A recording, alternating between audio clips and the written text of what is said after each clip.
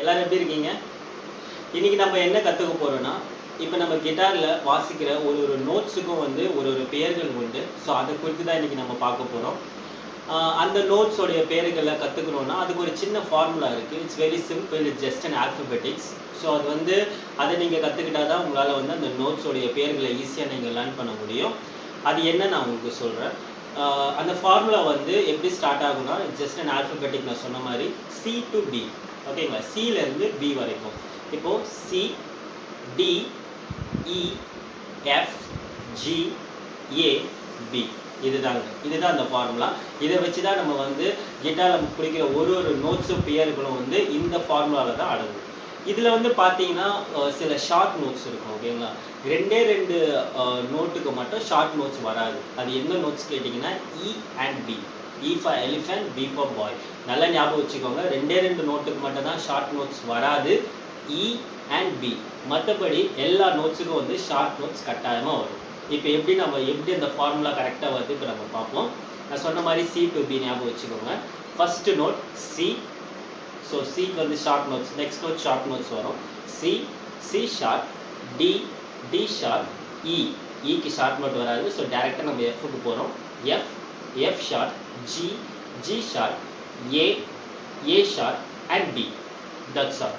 ஏன்னா பிக்கு short notes வராது. அதுக்கப்புறம் திருப்பியும் சியில் வந்து நம்மளுக்கு அந்த ரொட்டீனாக வந்துகிட்டே இருக்கும். ஓகேங்களா? நான் மறுபடியும் உங்களுக்கு சொல்கிறேன். C, C short, D, D short, E, F, F short, G, G short, A, A short and B. That's all. இதை வச்சு தான் நீங்கள் வந்து நம்ம எப்படி வந்து அந்த கிட்டாரில் நோட்ஸ் ஒரு பிடிக்கும் போதும் அந்த பேர்களை இப்போ நம்ம பார்க்க போகிறோம். இப்போ வந்து நான் உங்களுக்கு லைவாக சொல்கிறேன்.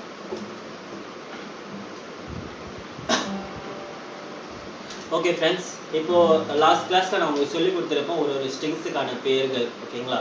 ஸோ ஃபஸ்ட்டு ஸ்ட்ரிங் வந்து இ, பி, ஜி, டி, ஏ, இ. ஓகே? இ, பி, ஜி, டி, ஏ, இ. ஓகே, இப்போ வந்து நம்ம ஃபஸ்ட் ஸ்ட்ரிங்லேருந்து பார்ப்போம். ஓகேங்களா? ஃபஸ்ட்டு ஸ்ட்ரிங் வந்து இ.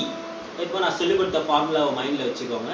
இ சொல்லியிருக்கேன். இப்போ வந்து நான் இந்த நோட்டில் வந்து இப்போ நான் இப்படி பிடிச்சி இங்கே ப்ளே பண்ணுறேன்னா இந்த நோட்டுக்கு என்ன பேர் வரும்? ஸோ இந்த ஸ்ட்ரிங் பேர் இ. ஸோ ஃபஸ்ட் நோட் நீங்கள் இப்படி பிடிக்கும் போது ஈக்கு அப்புறம் என்ன வரும்? எஸ், இ ஷார்ப் கிடையாது. ஸோ டேரெக்டாக எஃப். இப்போ நம்ம இங்கே பிடிச்சி இங்கே இந்த ப்ளே இங்கே பண்ணுறீங்கன்னா இப்போ இந்த நோட் கால் எஃப். இப்போது இதை எடுத்துகிட்டு செகண்ட் நோட்டில் நீங்கள் வைக்கிறீங்கன்னா எஃப்க்கு அப்புறம் எஃப் ஷார்ப். இங்கே வாசிக்கும் போது G, G sharp, A, A sharp, B, D sharp note கிடையாது. ஸோ டேரெக்டாக சி. ஸோ இந்த மாதிரி டில் எண்ட் வரைக்கும் ரொட்டீன் ஆகும். அதே மாதிரி தான் செகண்ட் ஸ்ட்ரிங்கும். செகண்ட் ஸ்ட்ரிங் வந்து பி. ஸோ பிக்கு அப்புறம் ஷார்ட் கிடையாது. ஸோ டேரெக்டாக வந்து நம்ம சிக்கு போகிறோம். இப்போ இங்கே பிடிச்சி இந்த செகண்ட் ஸ்ட்ரிங்கில் நீங்கள் இப்படி ப்ளே பண்ணிங்கன்னா இந்த நோட் வந்து சி. ஏன்னா பிக்கு வந்து ஷார்ட் கிடையாது. ஸோ இங்கே பிடிச்சி வாசிக்கும் போது சி. சிக்கு அப்புறம் C sharp, D, D sharp, E, இக்கு ஷார்ப் கிடையாது, F, F sharp, G, G sharp, A, A sharp, B, C, C sharp. புரியுதுங்களா? இப்போ வந்து இந்த ஃபார்முலாவில் தான் உங்களுக்கு போகும். இப்போது இதே மாதிரி தான் ஜிக்கு நோட்ஸ். ஓகேங்களா? இப்போ வந்து ஜிலேருந்து ஸ்டார்ட் பண்ணுறேன். ஸோ ஜிக்கு அப்புறம் ஜி ஷார்ப் வரும். ஏ, ஏ ஷார்ப், டி, டிக்கு வந்து ஷார்ப் கிடையாது. ஸோ இங்கே வந்து C, C sharp, D, D sharp, E, இக்கு ஷார்ப் கிடையாது, F, F sharp, G, G sharp and A. ஓகேங்களா?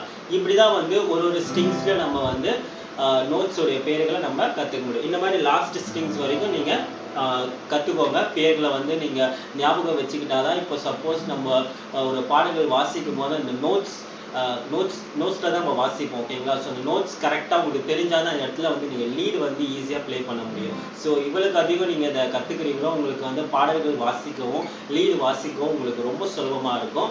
நான் ஃபஸ்ட் கிளாஸில் சொல்லி கொடுத்த மாதிரி அந்த ஃபிங்கர் எக்ஸசைஸ் முதலாவது டெய்லி அதை ப்ராக்டிஸ் பண்ணுங்கள். அதே போல் இந்த செகண்ட் கிளாஸில் சொல்லி கொடுத்துருக்கிற இந்த நோட்ஸோடைய பேர்களையும் சேர்த்து கற்றுக்கோங்க. தொடர்ந்து ப்ளே பண்ணுங்கள். அப்படி நீங்கள் ஒரு நாள் விட்டால் கூட உங்களுக்கு வந்து அந்த இன்ட்ரெஸ்ட் போயிடும். ஸோ அதனால் தினமும் வந்து ப்ராக்டிஸ் பண்ணுங்கள். இதுக்கென்னு ஒரு ஜஸ்ட் ஒரு ½ அன் ஹவர் ஒதுக்குங்க.